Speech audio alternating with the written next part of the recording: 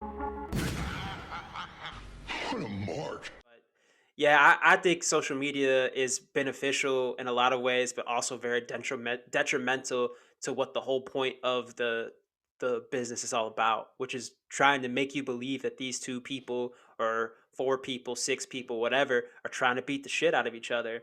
And it kind of takes away from that a little bit when everyone's like, "Oh man, this is such a great match. Like if you got a chance, go out of your way and check out this 2 out of 3 falls match on our YouTube channel." It's like, dude, like don't do that. Like if you want to say like, man, that match is crazy, those two guys beat the hell out of each other, that's one thing. But don't be like, this match is such a wonderful reason why I love this art form and I love this craft and all that stuff. Don't take me out of it like that. Don't do that.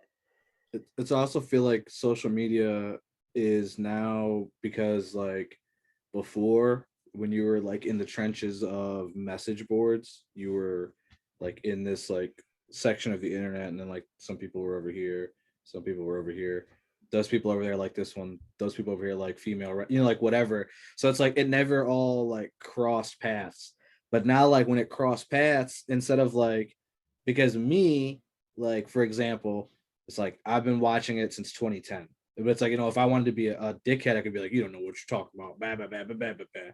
Or, you know, but then there's like some guy that'll be like, well, I've been watching it since, you know what I mean? Like there's always this like small fish getting eaten by the bigger one mentality. But like on social media, it just seems like over the time, because it's like I remember tweeting to myself like, you know, in 2012 about like wrestling, and it's like not a lot of people, but it gains traction as things get more popular.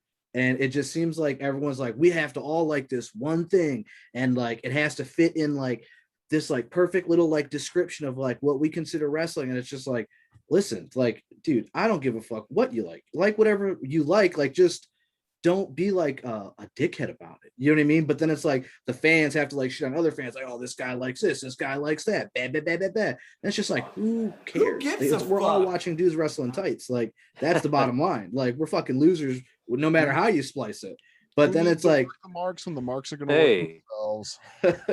but then it's like, you know, then you get like the wrestlers that get into it. That's the worst part to me. Like you're saying with social media, it's like, okay, fans are weirdos and, you know, people, fine, they can argue amongst themselves. But when a wrestler's like, hey, what are you doing talking about this? Or what are you doing talking about saying my match sucks? Or it's just like, dude, like, you know, there's one thing that I specifically remember. I don't know if anyone's ever watched the Best Friends interview. And I think it was Chuck Taylor interviewing Dave Meltzer. I think Dan Barry was the host. So Officer and a Gentleman. I think I've seen parts of it. Yeah. And Chuck Taylor talks about, he's just like, look, dude, everyone wrestles for gifts now. Like nobody cares about wrestling for the fans that are there anymore. Because, you know, it's like you're saying, like, yeah, we can go wrestle in front of, I don't know what, like Ryogoku Sumo Hall. And it's like, what, 5,000, 6,000 people, have a big rocking house. Cool. You know, like that's cool. Get the payday. Great. But like the GIF from the thing can get shown to hundreds of thousands, millions of people. You know what I mean? Like, and it's like, that's exactly what, to me, don't let me take the words out of anyone's mouth, but like, that's to me, like when I think of people like talking about like killing the business or like things getting like fucked up like that, it's like things like that. It's like, it's important to care about your fan base and your fans and stuff like that. But it's like, there's also those people that are paying for you there. It's like, don't think about, oh, like I got to get over and put this guy over on Twitter. I got to put this over, retweet that, you know, show this GIF. It's like, dude, just have a good match. It'll come, you know, I don't know, naturally. Cause it's like, we're exactly what we're saying. We're talking about dudes. One guy's dead. All of the rest of them are retired. And we're still talking about their craft, you know what I mean? Because that's what we're supposed to be here for. Right. Like it's not, I don't fucking care if Kobashi is like, I don't know, like country. I can't think of something lame, but I don't care about him as a person. You know what I mean? Like, I'm happy to see that he's living well, has a baby, you know, smiling all the time on Twitter, but it's like, I don't really fucking care about him. You know what I'm saying? Like, I care about what he did in the squared circle. You know what I mean? Like, it's nice to have like those people that can kind of transition into that. Like Austin, I think is like a really good example of that. But even him, I don't feel like he uses social media like that. It's like he just uses it to talk, which is fine, which is like a whole nother. I'm splitting hairs now, but I'm rambling. But the moral of the story is you're right. It is absolutely like ruining people's perceptions, I think, because like I said, you get too in the know. Is this a work? Is this a shoot? Hey, dude, are you working? Are you shooting? Like, yeah, that's what I mean. Yeah, like, what is this? Like, is he really working? Like, Like, I want the Nick Gage and Zack Ryder thing to be a shoot so bad, but in the back of my head, I'm like, no way, it's a fucking work. And I hate having that thought. But that's what we sip the Kool-Aid too much, though. Exactly. Man. That's our own fault. That's why, like, I just kind of see it, and I try really hard to push it out of my head, and then like the thought pops out, and I go, okay, it's cool, and then I keep going. Like a really painful bowel movement after having some really nasty like Thai food or something. Dude, for sure, because that's, it's like you said, we like, but that's what I think is, it's like, I think wrestling now, there's like that weird split, right? Like there's like the Cornette people that are like overly serious, and then there's like the Young Buck people, and I'm just going to use these two names as examples, but it's like they've released a book called Killing the Business, and like they have a YouTube series, and like but like they're still working, you know what I mean? Like it's like that weird blurred line of like, okay, well, since it's called sports entertainment, and like, WWE happened, like it's like, just look behind the curtain just a little bit, and then we'll close it just a little bit, and then we'll close it. And it's like, I hate it, you know what I mean? I don't want to know what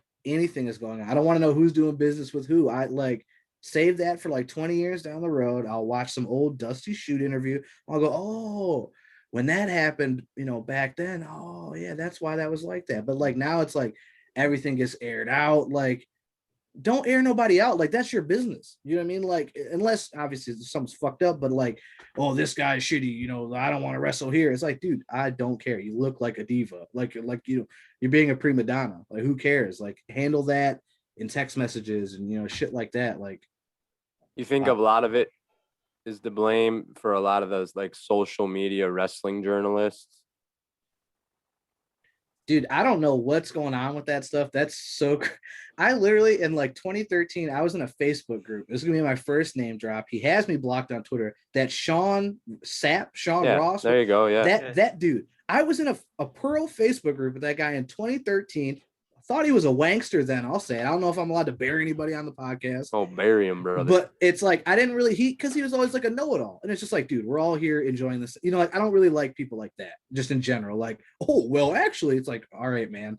But, and then, fast forward however many years, the dude's verified, and he's like a premier, like, journalist. And it's just like, that's just a wrestling fan. Like, what makes the next guy, what's that weirdo, that Ryan Satin guy? Like, what makes this dude like any more like legitimate or like credential or credible? That's the word I'm looking for. It's like, then the next guy, like, we're all listening to like the whispers, like, oh, what did I hear? They're better workers than most anybody else, because they know what the hell these nerds want to hear, and they say it, and that's really what it boils down to, is they just prey on the people online who want to be like, who want that stuff, like the curtain jerking nonsense, like you were talking about. Like, they want that crap because they are just so gross. No, it's so predatory too. It's the art of the surprise in wrestling is like gone. Like, being surprised by anything it's not, it doesn't happen anymore. Like, as an example, like Samoa Joe coming back to NXT, they broke that days before, that would have been cool just to see, like, oh man, Samoa Joe's in NXT again. Well, sweet. Sucks. Like, I already knew that like a week beforehand. The Christian thing at AEW, or like the Big Show, like, yeah, because I think exactly what you're saying, to a point where it's, you don't want the surprise because you want like a for sure, like, okay, if I say this will get us like 15,000 views or 500 retweets. Like, if we say this thing is going to like happen, you know what I mean? Like, that's like, it's like you're saying that's all it's for. Yeah. And it's also, to tie it back to what we were originally talking about, there's like all the old Gaijin guys that'll go over, like Stan Henson, they'll talk about how way back in the day, like, Baba was super strict on these guys travel with these guys, like, they didn't mix. Like, you would never ever see the baby faces with the heels. Like, it just never happened. Because if there was one fucking mark out there, one customer, one fan, whether they were a smart mark, whatever, if they saw like, oh, Stan Henson's hanging out with Kobashi, what are they, you know what I mean? Like, it's just like, Bob is like, it's done, blow it up. You know what I mean? Like, it's, they know what's going on. Like, and nowadays it's just like, fuck it, man. Like, who fucking cares what anybody knows? Like, we're gonna keep going on, like, and then you see the crazy things like for like the Royal Rumble, like you'll have somebody tweet like, "Oh, I saw so and so at the airport." Like, dude, like, just Get Man, I'm getting life. real depressed about the wrestling business right now. This sucks. Can we stop this? Just go back and watch the 90s and pretend that, it ended there. It's like another example. Sorry, Damon, but like they're already like advertising Roman Reigns versus John Cena at SummerSlam. Like, what the fuck? Yeah, like Surprise me with that shit. Yeah, you said it. Oh my God. You said it perfectly. Like, there's just no surprises anymore. There's not. Yeah.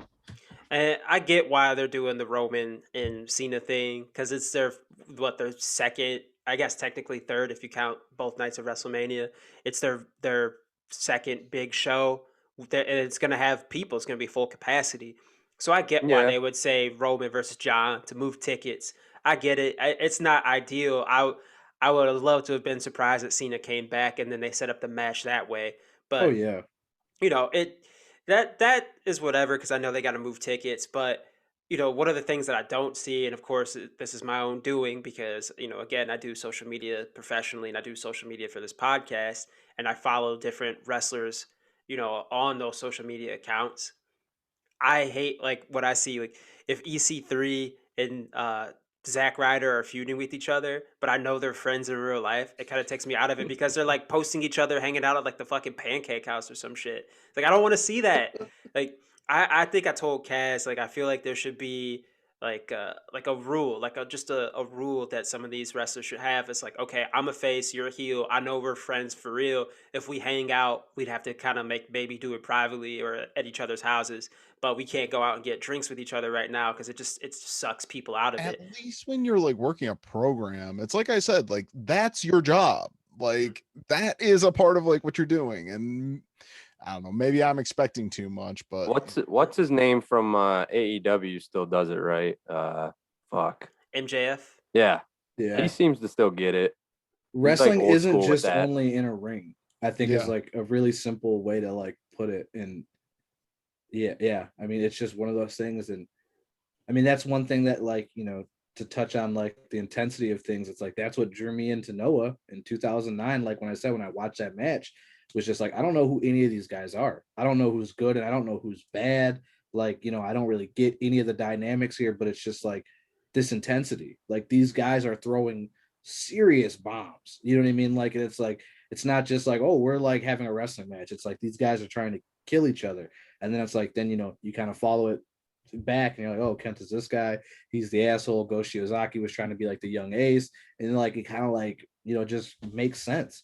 I don't know. I think that's, maybe this is like super crazy or like biased to say, I don't want the millions of people who watch this to think I'm a mark, but it's just like, to me, Japan is understood the simplicity of it better. And I say that, and I realize what Gato's been doing the last couple of years, but hear me out. Underneath the crazy outfits, it's still like a really simple good guy, bad guy, like, and that's all it needs to be. You know what I mean? Like, it doesn't really need to be more than that, like, because it goes all the way back to, like, you guys ever watching those like really crazy old Dick the Destroyer matches, like in Japan, 1950s, a white guy wrestling in Japan. I'm sure those crowds were crazy. You have never seen a crowd as rabid when Ricky Dozan is like, just like poorly chopping a white man, like, when the and whole then all of a country's sudden you see a whole lot. nation realizing that they were coming to terms with it's okay to be Japanese again. You know what I mean? Like, it's just like it's just, I don't know. Like I said, it's just like that connection with the crowd, and it's just that very simple, like, I don't think something like Naito and his organic rise to fame could happen over here, because it's like nobody wants to do long-term booking. Now I'm getting way, way off social media, but nobody wants to do long-term booking. Nobody wants to like see what happens. Like, you throw something out there and you just like, well, where's it going to go? And it's also like, you have these, just like, this guy is good, this guy is bad. And it's just like, he grew out of that. You know what I mean? Like, because in 2013, nobody liked him. I don't know if anybody watched it when he won, but people were booing him in the G1 climax. Like, they didn't like it. He beat, I think, Tanahashi, I'm pretty sure. And everyone was just like, no, this is not it. Like, and then it's like he goes Then he to got Mexico. voted out of the main event. Yeah, Right? that's another thing. Like when they have the main event, they're like, well, but you can vote on it if you really don't want to see it. Like, and they were just like, oh, we're voting on it. Like, get this motherfucker out of here. You know what I mean? And like, Now the belt that mainlined the event doesn't even exist no more. that's the next episode. That's a whole bad. Yeah, that whole debacle. I know we covered like the new belt and everything a couple episodes back, but just a quick overview, man. Like, how do you feel about them kind of, I guess, changing, like stopping the lineage of that IWGP title and just creating this whole new thing? I said it on Twitter, and I was just like, because I didn't want to be like, because I've tried to tone it down a little bit, try to not be such a hater and like a mark, trying to like get back to just enjoying wrestling. But just from the start of it all, it obviously sucked because a global pandemic happened. Like you can't account for any of the things that happened in 2020. But right off the bat, like Naito's big moment getting shit on by Kenta, which I get. They wanted like a really bad, like Kenta's the mean heel, but that just sucked. Like just from the very beginning, like if anyone's followed New Japan, they know how hard this guy has worked, how much he's been shit on. Like Kaz said, the dude got literally booted out, voted out by the people, in this spot, but then he's still climbing, he's still doing his thing, and then he gets his moment and Kenta ruins it. Okay, whatever. The pandemic happens. He drops it to Evil for whatever reason. And the moment that he dropped him, the moment that I saw that they were intertwining the defenses, like he wouldn't just defend one or defend the other. It was like both. I was like, this is going to end poorly. Like, because it's like, what do? He's the 64th champ, like, how are you splitting the hairs there? But then, then it gets to the point where then Ibushi gets them. Okay, Ibushi now has them. I want to unify them. And I was just like, no, dude, like it sucked because it was like, that was Naito's original plan. He wanted both so he could get rid of one because he was like, I think he had some interview where he said like, nobody cares about this other belt unless it's on somebody specific or like something to that effect. So he's like, it's pointless. Like if the belt can't carry its own character too, from like the being, yeah, no, I understand. It's because it's tied to him. He has the most defenses of it. Like he's held it the most. So he's just like, I just want to get rid of this thing and we can have one big shiny belt. But I don't think he ever wanted to like actually make an ugly like belt like they were doing. But it was just like, it was his idea. Okay. And then it was just like the idea just got passed on to Ibushi. And then Ibushi's promo is like, love Ibushi to death. One of my favorite wrestlers. That dude is dumber than a fucking box of rocks. Like, you know what I mean? Like his promos sucked. Like, I think it was either Tanahashi or Naito, even in interviews, were like, I don't even really know what he's doing. Like, I don't know what he wants to do. It doesn't make sense and it sucks. And then he ends up making a new belt and then he loses it on the first go of things. Dude, like, it was just terrible, dude. Like, if you want him to be like, because I thought, right, like he had his big moment in the G1. He had his big moment at the Dome. He's making this belt. So it's like, oh, okay, like, he's the new guy, you know what I mean? Like he's fresh, little hot, sexy guy, killer wrestler. Start pushing him, dude. He loses to Will clean. It wasn't even like interference, and it was just, I don't know. Long story short, sorry I took a long way to get there. It was terrible. It was Naito's idea. Naito just got shit on during all of it, and then Ibushi made look like a geek. But I guess at least Shingo has it. I get like I think after almost 2 years of terrible story, like at least somebody in LIJ that's a good quality wrestler has it, I think. And it sucks because like 3 of the last, I want to say 4, was it like winners of the main event of Wrestle Kingdom, or am I skipping I might be skipping one, since Tanahashi took the belt off of Kenny. Like there have been at least 3 times where they've got the belt, then were made to look immediately like a dork. You have a chance to just solidify a star. You have your champion for the year or the better part of the year. And then they immediately shit on him. They did it to Tana. They did it to Naito. They did it to Ibushi. And it's just like, nobody complained. Nobody, not a soul complained about Okada's reign. Like it was great. It was probably the best title defense that I've seen in a major company ever. Like because I didn't see it. Like I wasn't around for like the Kobashi stuff. I wasn't can't around believe for, you like- disrespect Takeda like that, bro. Yeah, but I said You're major better than promotion. I said major promotion, but yeah, the point is still like Okada went crazy for like a year plus. For a year plus, and had just some of the best matches you'll ever see.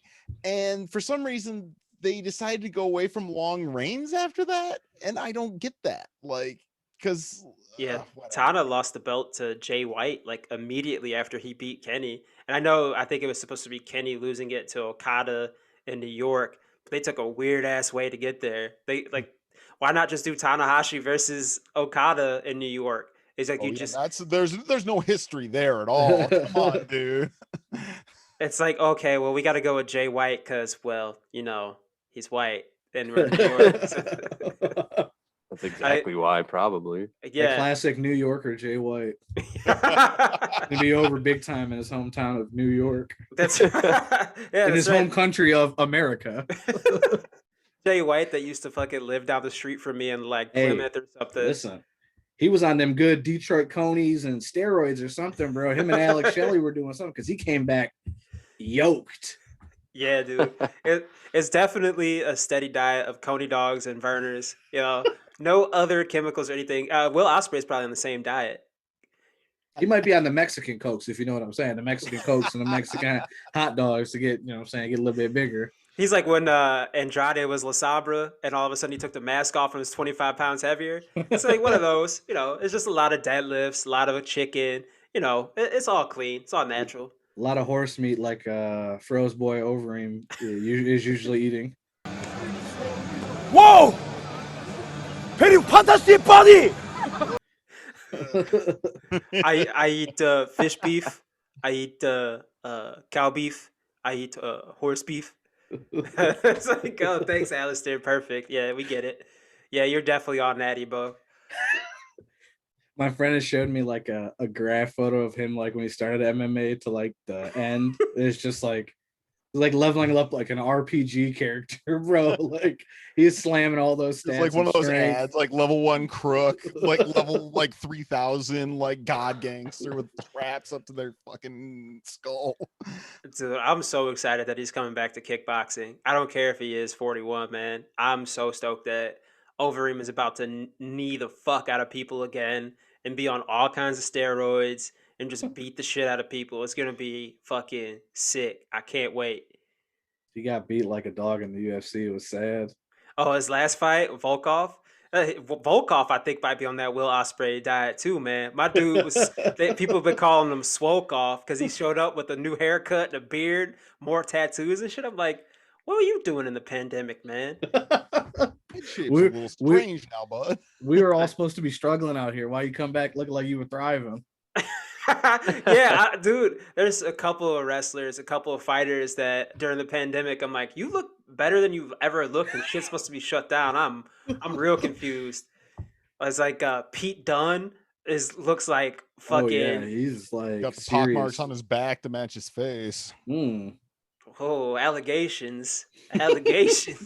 Oh yeah, allegedly, bro. Come on. He's just vegan and doesn't drink, man. That's why. That's why. That's great for bulking. Yeah, man. Well, if anything that we've learned in this podcast today is that all of us should all start eating coney dogs and start deadlifting. Wink, wink.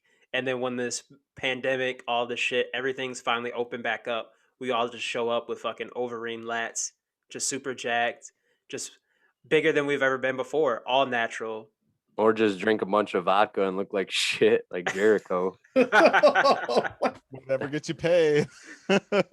Dude, whenever he pops the rig, bro, I'm always just like, my heavens. But I mean, I guess he's still working. So who am I? He still singing his song. He can still do a lion salt. So what am I? Yeah. Can he? I think has he done it? Yeah, no, he did it once. Did it up once like recently, didn't he? Yeah, he botched it, and then I think like the next week he like really went out of his way to hit it. It's like a little fuck you to everyone. I watched Brian Cage botch one when I saw PWG once, and I saw him do it, and he like instead of like, okay, so here's the ropes and like springing down and out, he like sprung at them and just like pushed it hard down. So when he went to go push out, he had like no trajectory and he just spiked himself right on his head. But his traps are so, but his traps are so huge, he just kind of like went like boink and then just like popped right back up. And in the same event, Cedric Alexander knocked Bobby Fish clean out. Bobby Fish 2 times, 1 episode. He got knocked clean out. Like, what is that spot where Cedric will like run up the ropes and kind of like do a quick turn kick, like back off the ropes at you? Oh yeah. He ran up, did it, and just cleaned him, just like knocked him out. And you could tell like he got up and he was just like, and he just like was asking Misawa, like, am I supposed to be seeing right now, bud? They just like took a couple bumps and they were just like, all right, he's done. And then like afterwards, like I heard him like, I don't know what happened. I don't remember the match. And I was like, that's sick. I got my money. I got my money's worth. Fuck.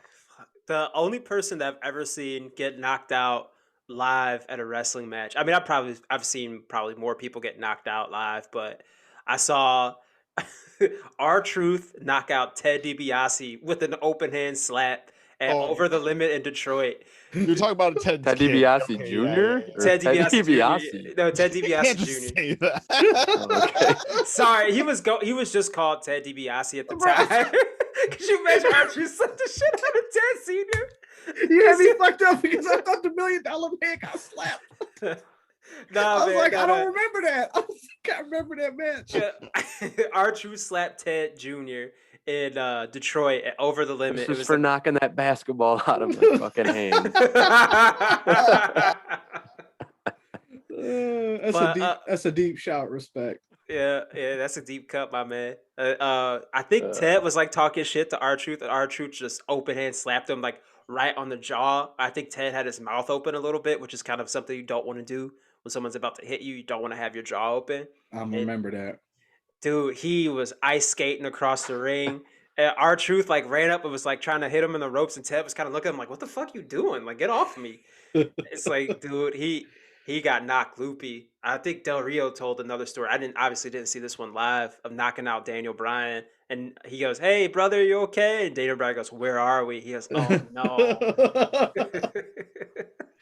Yeah, I'm always surprised that, I mean, I guess we wouldn't really know, but I feel like Shibata matches or like Minoru matches, like I'm just surprised I haven't seen, or like when Ishii gets them like double elbows going, like I'm just surprised we haven't seen some people sleep more often. Like, you know what I mean? Like sometimes them hits are just, it's physical. Yeah, it's gotta bite down, man. I've noticed more in modern wrestling that a lot more guys wear mouthpieces. So I know some people kind of criticize that Terry Funk ain't wear no mouthpiece. Classic promo. But I'll be honestly, it's not a bad idea. So you don't get your teeth fucked up. So you don't get your brain fucked up. Yeah. So it's like Pete Dunne. That's like part of his character is that he wears a mouth guard and all that. But I wouldn't mind if more guys wore it. I think it kind of makes it look more legit, more like a sport. You know, if guys have the mouthpiece. But you know, is that what happened to Leon Edwards? Did he have his mouth open when he got punched by Nate Diaz? Kaz texted me the day after that. He's like, why the fuck did Nate not go for the kill shot on Edwards after? And it's just like, I got a working theory on that. All right, what's your theory? I think Nate Diaz is a good brother. I think Nate Diaz knows that he has nothing to gain from winning. Like, because if he wins and goes up and tries, he's just gonna get beat up. He got beat up for 4 rounds. Like, I think because this is what my boy said. My boy Gabe said, shouts Gabe Cortez, said that Leon Edwards won the athletic competition. Nate Diaz won the fight.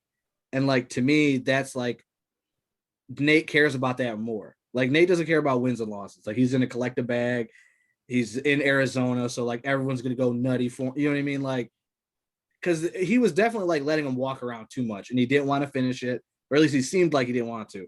Because we've seen Nate throw some hands. He can put a man down. You know, that wasn't a lucky shot, but that's how I feel about it. Because he had what, a minute 30, like a minute something like that, more like, than enough time to just corral. And he just kind of let it happen. So I feel like he was doing a good brother move. He was like, listen, I got you. You saw that happen. But I'm gonna let you get this W because like Lee and Fro and everybody was talking about how everybody's been ducking him. So he's like hasn't been able to get like a lot of fights. So it's like if he finally fought Nate Diaz and lost, like that's detrimental, like to your ranking and all that. So That's I feel detrimental to the UFC on the whole too. Yeah.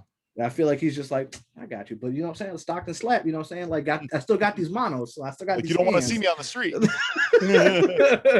Like you better be cool with me post fight, because you know what I'm saying? I'll put it on you. Yeah, I guess it's kind of just like Nate is older, he's on his way out, but he still got that star power. So, like you said, he was being a good brother, wanted to do some business, put the young guy over that needed the rub, right? He needed That's that what I'm rub. saying. So he was Jumbo, and Leon Edwards was Misawa. We all bring it full circle. You already know. Hey, I'll watch that match. I'll watch it no matter how many times. I will always tear up at the end. And I have no problem. I have no problem admitting that. I will cry every time I see that match because it meant so much to wrestling as a whole. That was such like an important colossus like thing. And Dave Meltzer like has like had like a bunch of like that happened on the fly. Cause like that was like one of the last times. I don't know if it was one of the last times Dave was over there, but Dave Meltzer was there for it. And when he goes to the arena, it's already buzzing. Like they're already chanting Misawa. Like this is like right at like the bubbling point of like his popularity. And like, the merch is moving, the people are going nuts. It's a hot crowd. And that like day, Baba's like, listen, he's going over. I'm sorry. Like it's what's got to happen. And Jumbo wasn't very receptive on it. He's a cranky old guy, as you'd expect. So that's why the finish was kind of the way it was, like not like a clean, like we beat him. So what does he do? He hangs him. What does he do? He rolls him up somehow. Maybe it's like off the suplex, the backdrop. Yeah. Oh, that's it. Thank you. I was thinking before when he hangs himself up on his dick, the classic rope spot. But yeah, you're right. He does the backdrop, roll over to the 3, and he kicks out immediately. But that was all on the fly. Again, Baba's the GOAT. He saw it, heard it, and was just like, yeah, I've got the next decade of this booking figured out. I got this guy right here. It's true. I'd say that crowd might as well just been one giant ass cash register. Oh, that's all he was here. I can't even imagine what that business was like back then, bro. With like the shirts, the towels, like all that stuff. And also another thing you don't see, and I was like telling Froa and Lee about this, is I miss people waving flags in the crowd. Like if you watch, like you'd never see that ever again, bro. Like maybe you'll see somebody holding a Mexican flag, but it's like in those 90s crowds, like when Stan Henson, an American guy, is coming out, there's people, I don't know how they get these into the arena. I think about this all the time. They have a big old flagpole and a monster-sized American flag, and they're just like, oh yeah, I love America, Stan Henson. It's just like, that's crazy. One guy's got a flag in his pants. Like they got like 4 parts of a screw together. That's what I'm saying. It's a 5-man operation. Everyone's got some part of something, and then they're just like, wait, it's like that intensity. It's like it was rabid. You know what I mean? Like, or like I miss the old entrance, like in the 90s All Japan, where like everyone's probably seen that classic like Misawa karate chops the little kid in the face for getting like too close to Jumbo, because like they used to have the entrance like right there, and the people were like always touching and grabbing. There's like one's like bam, just karate chop some little ass kid like right in the face. It's like it was just different. I don't know, man. Just a rabid. Probably because it was more real, like to go back to what we were saying, not to get too off topic, but Speaking of getting back on topic, I had a couple of questions about the 6ix9ine match I kind of wanted to get everybody's answer on. Okay. So 1, who's your MVP? Who's the best in the match? Long question. I was gonna say I joked on Twitter, if we're going by Bad Boys Pistons rule, is Kawada. Kawada is the man in that one, but I got to give it up to Kobashi. Not just necessarily because I like Kobashi the most out of those guys, but I think it's just because of just the emotion he helps elicit with. Even though this guy's so beat up, he's still willing to take a bullet for his partner to try to protect him. Like that beautiful. shit. It's so beautiful. Yeah. Yeah, Kobashi for sure. I would say Taue, but the right answer is Kobashi. But my answer is Taue. It's always Taue. My answer is Taue as well, because I think that he is the only one that never looks compromised. Anytime you needed a skull to get cracked, he came in. A lot of the big spots in the match were like pivoting around him. They weren't the most memorable spots, but like when he does the this is actually forget that because I'm going to get into this question number 2. What's the spot of the match? It's obviously the thigh. It's 110% a man being slammed on another man's thigh. Okay, that's hasn't been seen since, and it's the sickest thing in the world. And the crowd goes in fucking insane for it, dude. And then after he gets slammed on it, then Kawada climbs up the ropes and then just drops a knee. He's not even dude. He puts that knee so deep in that thigh, bro. It is so nasty. That have been fun, dude. Absolutely. I mean, the crowd reaction. I mean, it has to be. Is so it was I told my friend this. I said that's literally a war crime in the form of a wrestling spot. That is against the Geneva Convention. You can't act like that. That man's thigh is hurt, it's wrapped, and you slammed another man on his thigh. How dare you? How could you? Damon? It's definitely the fucking choke slam on the thigh. Like it's like it toes the line of being like, this is smart. This is a good strategy. Like why would you not do this in the confines of that competition? But also it's like kind of crossing the line, like an unwritten rule. It's like, that leg's fucked up, man. Like just stay away from the leg. And it's like, all right, cool. We'll respect that. And then you're like, you know what? Fuck this shit. We're about to win this match and just destroy his leg. Exactly like the Pistons. You'd play hard defense, but then you're just like, you know what, man? Bill Laimbeer does something that gets him swung on. Like, you know what? Like, fuck this. I'm gonna push you midair. I'm gonna elbow you hard. Like, that's a perfect way to put it. You got them words. Brody. I think there were 4 answers, and you guys all piled onto the obvious one. So I'm just forget the other ones. I'm gonna say my favorite, which is of course classic me. I got to be contrarian. It's when Misawa has Kawada in, or not Kawada, Taue in Boston Crab. He's just facing his corner. Then Kawada just walks in and roundhouse kicks him straight in the face from the blind side. And I just because when I rewatch it, I just start laughing uncontrollably because I'm like, that's just, you don't see that. It was so great. I loved at the beginning of the match when I think Kobashi is trying to Irish whip. I think Kobashi's trying to Irish Kawada. That was another one. Yeah. And then Kawada just runs full speed and kicks Misawa in the face. And Kobashi looks at him like, what the fuck, dude?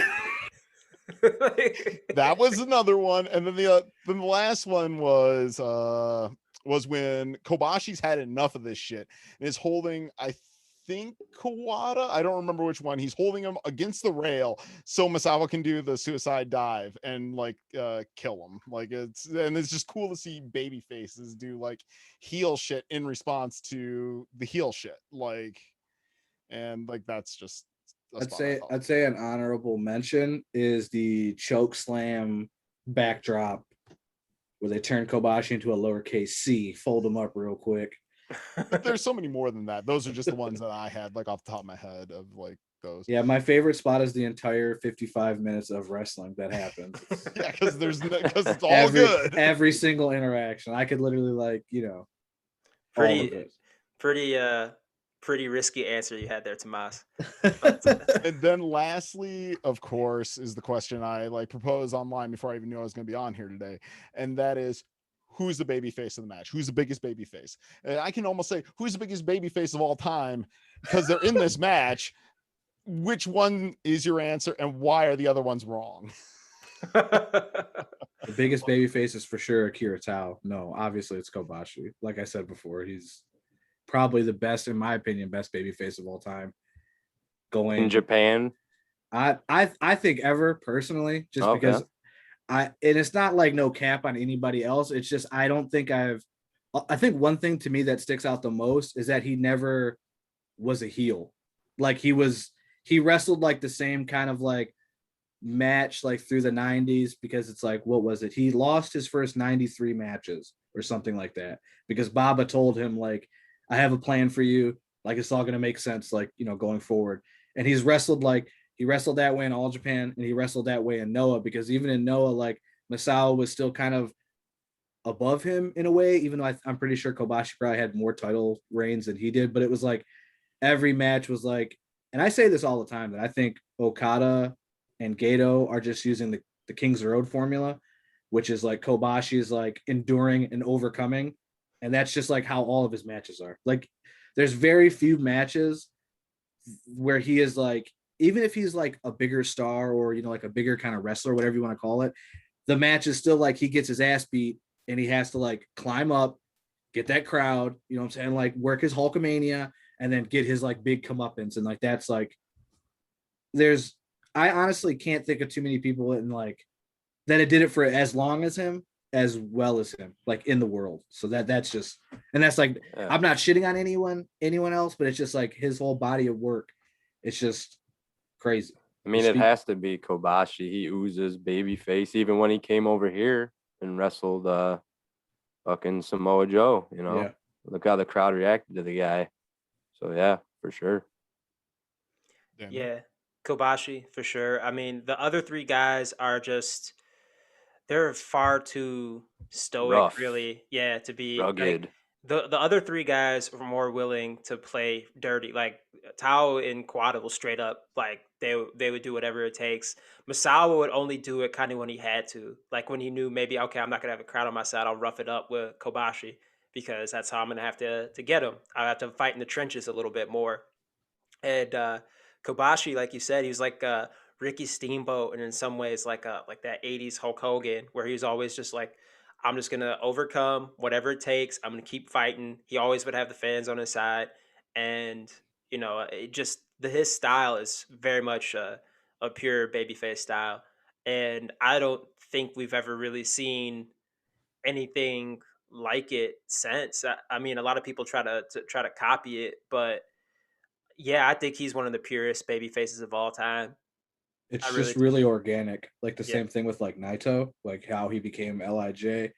It's like, you know, that's one of those things. Like there's been great baby faces, there's baby face wrestlers now, but it's like it was just, again, I said it however long ago. It's just like Baba had this like plan drawn up, like this is how it's going to work, and this is where everyone fits in these confines, and he fit in this thing, and he just like excelled in it. Like, you know what I mean? Like the hair, the look, the orange, that wild orange leather jacket he used to wear. You know what I mean? It was just almost pink. It's so flamboyant. It's those amazing. Like those top down, like it's just I don't know. And I even like, as we were talking about it, and you were saying about like the babyface thing, I was like thinking, I can't think of like a time where he didn't like, because it's like everyone wanted Joe, everyone loved Joe, but it's like, that's Kobashi, you know what I'm saying? Like, oh yeah, you know what I mean? Like we're showing respect. Or like even when he came back from like cancer, you know, like in 2000, like whatever that was, like, you know, it's just not that it's like a good thing, but it's like, it's just the organicness of his, you know what I mean? Like he comes back, he beat cancer, like that's how powerful I am, you know what I mean? Like anyone else that like beats an injury, you're just like, oh, we're happy to see you, you know what I mean? Like good for you. Like, yeah. Every once in a while, when I want to feel something, I'll put the walkout for Kobashi for Final Burning on, just to like feel myself like choke up a little bit to remember, like, oh yeah, I'm a human being. But for the match, it's like cheating that Kobashi's here, because like there are three answers. Like Taue can't be a babyface just because of the nature of what he is, but like it's so sad that Kenta Kobashi puts on the all-time babyface performance here, because damn it, I remember first time I ever saw this match, it was with me, you, Jake New, shout outs to the homie, Phil and Steve, like when we were doing like those like Wednesday, like, you know, wrestling things. Like I'm like, man, like I don't know what the fuck's going on. That dude's the greatest babyface of all time. Like when he was covering up like Misawa at the end, like it's just like, wow. And like watching it again now, because I hadn't watched it since then. I hadn't watched that match in what, damn near 10 years. And like I'm sitting there thinking like, what Misawa's doing is incredibly impressive, because he's got the damaged teammate. And sure, he's fighting his ass off, but he's the weakest one in the match right now. And then Kawada has Taue on his side, who's an absolute monster, who nobody touches practically the whole match. He's just killing. I remember one time Kobashi takes him out, then he just stands up. He's like, whatever, I don't fucking care. So he's got that guy on his team. So Misawa's out here fighting shorthanded, and just every time he's asked to like come, like build up again, he builds back up again. He gets up and he goes. He keeps kicking out. He keeps kicking out. If you think about it, it's almost absurd when Kawada puts him down, because you can't imagine this guy taking a pin at this point. And then Kawada he's a fucking despicable bastard the whole time, but he is fighting with so much fighting spirit. He's got so much fucking heart. And the promo he cuts at the end is such a babyface promo that this crowd that's booing him to death is just exploding, cheering for him at the end. Like, it's amazing. And all of it's over, and all of it has to take a backseat to Kenta Kobashi laying around like a fucking bum, being the greatest babyface of all fucking time, and just laying on Misawa and just ruining it for those two. He just had to be the big star. I fuck with you calling him a bum. He laid around the whole match. He took probably the least bumps in the match, other than a couple guys falling on him. How many times did he get dropped on his head? Nobody cared about his head because he was able to lay down and let people just kick him in the leg. Hey, listen, I'm hearing you. I'm picking up what you're putting down. And the thing about the match that makes it so magical, the thing that makes it so great is nothing they do is too terribly complicated. It's just a matter of 4 of the greatest of all time all doing their thing at a very good level, and all the stories coming together at a very like important point in like the 4 pillars being the 4 pillars. Like it's just the right place, right time, right match, right story. Fuck Kenta Kobashi, he's a ham. Well, I think the Kobashi slander is a great place to end this. And I just want to say, Fro, Tomas, thank you so much for coming on here to talk about one of the greatest matches of all time. Tomas, you're welcome to come on anytime, my man. Whatever you want to talk about, something, you hit us up and we'll record for sure. Well, I really appreciate it. I fuck with everybody involved. I fuck with the vision. So, I'm down for whatever. As you can see, I will endlessly ramble about some wrestling if I have to. I don't want to twist anybody's arm, but I already do it enough to throw all the time in private. So doing it with some other people is cool, but I really appreciate it. And thank you for having me. Yeah, no, not a problem, man. Like I said, really happy to finally have had you on after all these years. We've had Fro on a couple times. I think we had Lee on once, and then it finally took us like 7 years to get you on, man. So I'm the elusive guest. that's right. Yeah, that's right, man. It's like I'm trying to think of someone who took like forever to finally debut somewhere. Like AJ Styles. I'm DDP. I'm finally showing up in my mid-30s, ready to start my professional wrestling career, bro. I'm coming in late. I'm a late bloomer. Late bloomer, that's right. Again, Fro, thank you for joining last minute. I know this wasn't necessarily the plan to have you on, but we're always happy to have you as well. I'm happy to be the on-call fireman. You need somebody to go over, I'll take the reign. I'll do it. Just go ahead, just put me out there. I got it. Like, yeah, thank you for being our Brian Scalabrine, man. I appreciate that. That's for sure, Fro. I've seen Fro hoop, very similar. Very similar. And then for all our listeners out there, if Kawada tries to powerbomb you and he's got a broken arm, just remember to tuck your chin. Hey everyone, thank you for enjoying this latest episode of The Accidental Wrestling Fan. Be sure to like and subscribe on iTunes. If you're watching this on the YouTube, there's probably some links or things that you can click on your screen. So make sure you do that. Make sure you head to our TeePublic store, tee.pub/lic/DDT shirts. Check it out. Thanks. And remember to tuck your chin.